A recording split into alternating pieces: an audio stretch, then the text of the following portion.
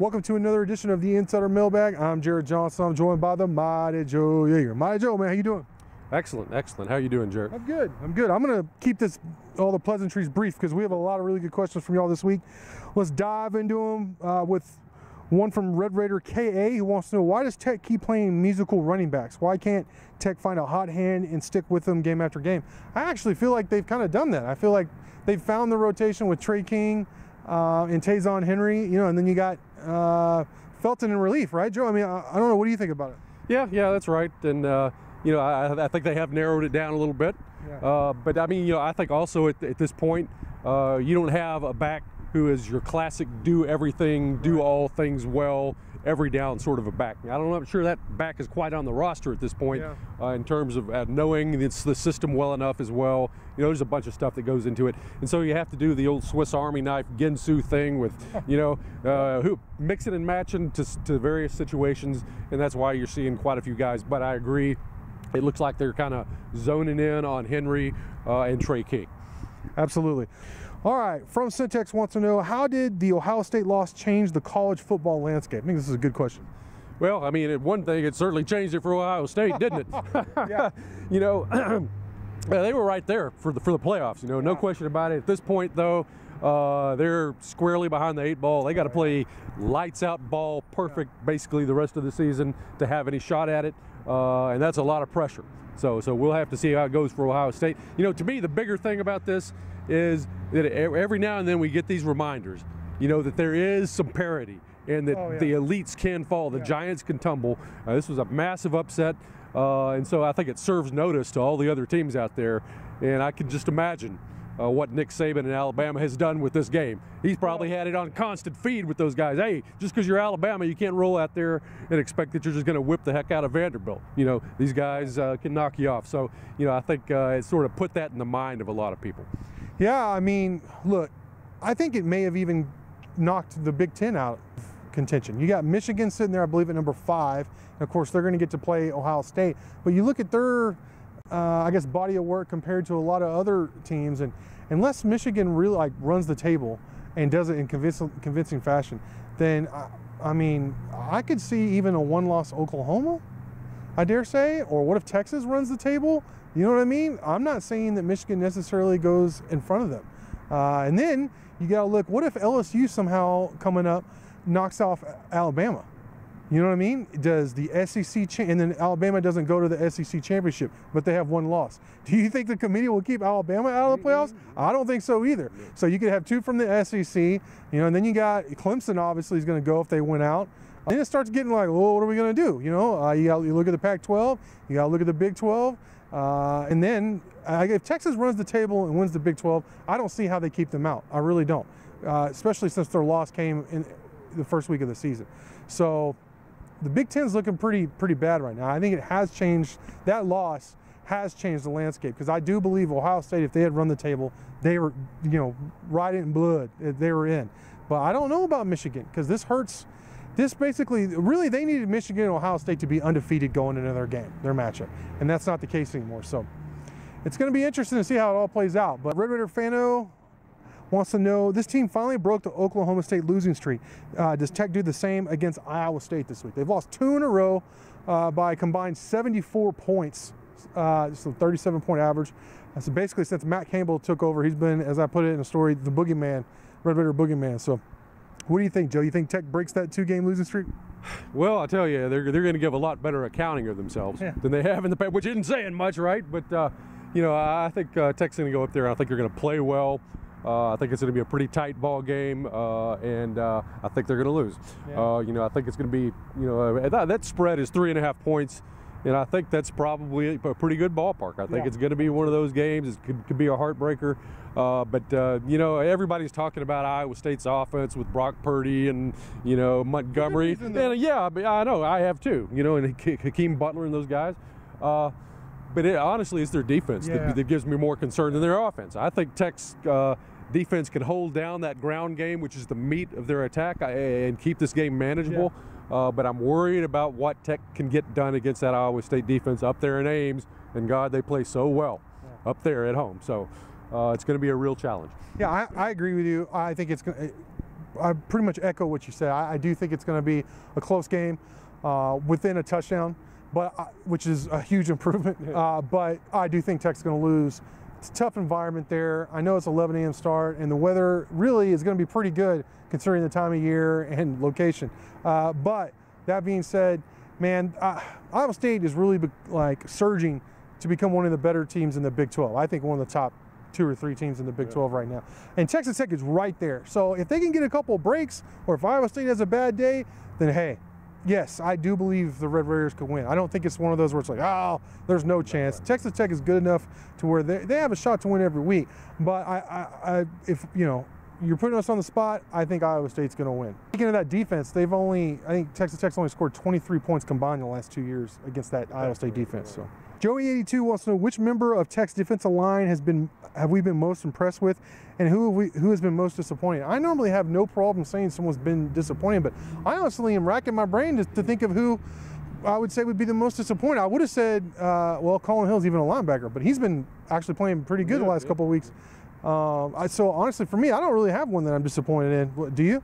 Yeah, I mean, well, you know, the thing is, the situation with Quentin Yachts, I mean, they're going to redshirt him. They want to redshirt him. You know, I don't know how that. He wanted to be redshirted. Okay. Yeah, I have it from a very, very good source that he basically, I'm not saying he demanded, but it was his choice to redshirt because he thinks he'll get more playing time next year. Yeah, and you know, he was a guy we were both expecting to make a pretty big impact this year. And so whether you can call that a disappointment or not, I mean, but he's kind of out of the picture, you know, and we were expecting him to be a player. So whether it's, you know, you can't say the guy's not really performing, he's redshirting, right? So, but that's the only guy that I can remotely think of. Yeah, and the deal to clear it up too, in case I didn't in the past, he transferred from a California junior college, which for those who know, it can be very difficult. California junior colleges, by and large, I've had this told to me before by officials, college officials, they don't really care about their players moving on. They care about them being eligible when they're playing for the California junior college. So bottom line is he lost a ridiculous amount. He lost over a year worth of credits coming over here. So he's going to be here as a student no matter what in order to graduate. So he thought, hey, why not play 4 games this year and then play the full season? That's 4 extra games. I'm going to be here anyways. I'd rather be on the team while I'm here. It makes a whole lot of sense to me, actually. I mean, that's 4 more games than you would have got out of him. Right. It doesn't sound good necessarily for right now, but in the future, yes. What about a defensive lineman who's impressed you? Yeah, I think I know where we're both going here. We talked about this a little bit in the past. I'm going to go with Joe Wallace. He didn't have a monster game this last time out against Kansas, but earlier in the season and really immediately before the Kansas game, he was really giving offensive linemen some fits. Yeah. He was tough guy to go against one-on-one, that's for sure. You know, I think he's beginning to turn into the sort of player that I thought he could be. So he's my guy. Yeah, and for me, it's going to be Broderick Washington. No surprise to you. We've talked about this, like you said.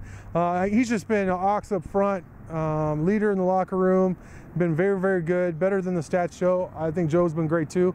Big reason why, I mean, they've had so much success this year on defense. They've been very good, especially by Texas Tech standards. It's really, things have changed. I mean, that's no longer a laughing matter, that hashtag. I mean, it's the truth. And this is the 2nd year in a row that they've been pretty dang good against the run, especially. All right, MFS 0457 wants to know what we think of the class now. And we've been asked this, it seems like a lot. And they said, I know a lot of people were saying this was a terrible class based off ranking. Well, this class was ranked, had a terrible ranking, and deservedly so, because of the small amount of numbers. Now, yeah, there have been some good add-ons, supposedly. We'll have to see how they play out, some of the late additions. But the actual class that signed on signing day, you know. Now, the skill position players who have shown out so far, I mean, obviously Alan Bowman elevates, just by himself, elevates this class. Tazon, great. Just those 2 guys alone. And you look at some of the receivers, you feel good about him, you know. I mean, Keyshawn Carter, you feel good about him. He's been this close to making some big plays, it seems like multiple times this year. But overall, I think it's incomplete. It's too early to tell. Those guys raised the level, but the numbers on defense weren't there. So I don't want to say terrible, but not like a great recruiting class overall. Yeah, I think a lot of this, how this class pans out is going to be how these linemen and linebackers who are redshirting pan out, because you got a bunch of those guys. Xavier Benson, we were hearing some good things about him, and Patrick Curley is another guy. I don't know if he's going to be defensive end or linebacker or rush or whatever. All this terminology is very confusing. Right. But that's another guy you're going to be looking at down the line. DeMarcus Marshall, Jalen Hutchings. I saw Marshall actually the other day, and I couldn't believe the transformation. He's lost a lot of weight. He looked really, really good. So, because I'd heard almost nothing about him, I hadn't really seen him. He looks really, really good. So I just want to throw that out there. Yeah. So you know, it's just going to be one of those deals where you see the big boys develop down the line and see how they develop, and that's going to really determine how good this class is. But they got a jump on it right now. I mean, they're ahead of the curve with the way some of these guys have played.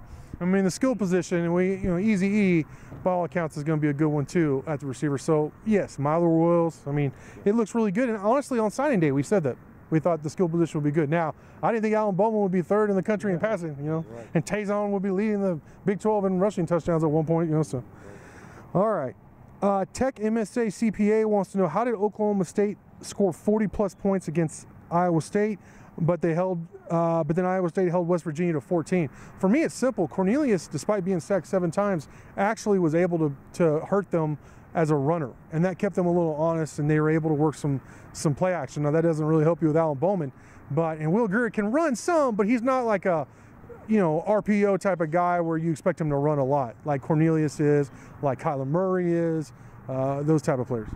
Yeah, that's a good point. I would go with simply the fact that in one situation you're on the road, at the other you're at home.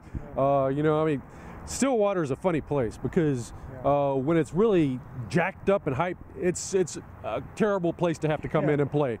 But when it's dead, it's really dead. Yeah. And if I remember correctly, there just wasn't a lot of atmosphere and a lot of energy in the stadium, despite the fact that that was a good game down there. And so, I think maybe that's part of it. Defense feeds on a lot of emotion and energy and stuff like that, and there wasn't a lot going on. Then you turn around and you're playing a night game in Ames, where it was frenzied. It was kind of almost like the Mike Leach crowds at Texas Tech back in those days. Had that defense jacked up, and so defense is just so much about emotion. Sure. And so I think that played a role. Yeah, that's a good point. SM8588 wants to know, what are the chances that Tech wins anywhere from 6? I'm going to say anywhere from 5, because it's a possibility. I'm not saying it's going to happen. Let's say they don't win any more games, or if they all the way they win all of their last 5 games, regular season games. What do you think, Joe? Yeah, I mean, What do you think's going to happen? Just not a percentage. What do you think's going to happen? Well, I think the most likely scenario is you win 8. Okay. 8 regular season games, and I would say maybe a 35-40% chance of something like that happening. I don't think there's any chance really that they're going to go winless from here on out. Or win them all, probably. Or probably win them all. I mean, the ends obviously are not going to factor in too much of the perspective of the spectrum there. But I think 8 is most likely. Yeah, I'm close to that. I'm thinking 7 or 8. I would put, if I had to put money on it, and I think 8 is just as close, but I think 7, because I think, honestly, I could see them losing the next 3. Now, honestly, I wouldn't be surprised. Look, Kansas State is Kansas State. They haven't been very good.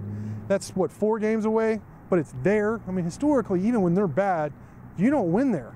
And boy, they look pretty good their last time out. They got the running game going, leading rusher in the conference. So I'm not ready just to count that as a win.